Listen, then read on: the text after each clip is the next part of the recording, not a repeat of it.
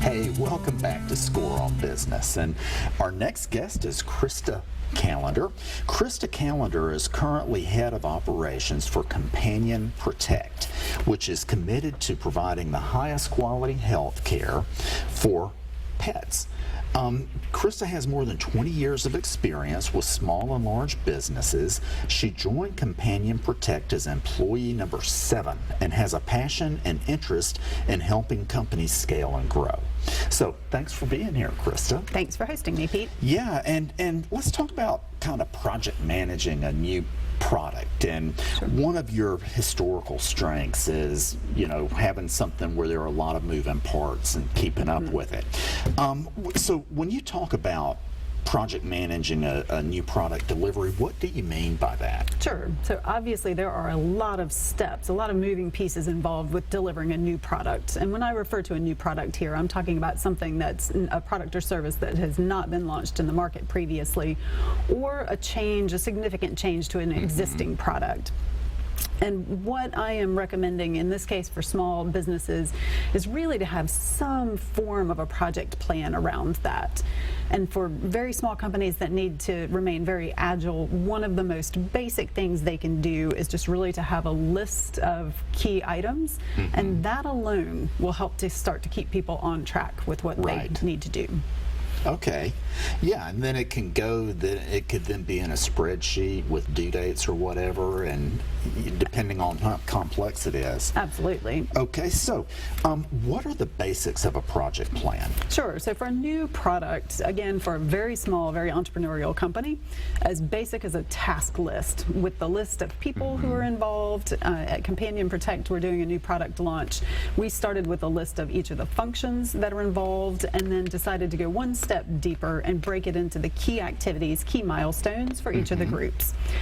For me, it's actually a little bit more helpful to have that represented in a Gantt chart view so that the team can pretty easily see what the dependencies are from one team to the next. Right. For a more complex product launch or for a larger organization, I would recommend taking it to an even more detailed level. Again, for a small company, something pretty basic in a spreadsheet, and the fancy version in project if one wants to. Yeah, and then and it can go from there. And of course, companies, if they need to, they can either hire project management professionals or a consultant. Absolutely. Yeah, okay.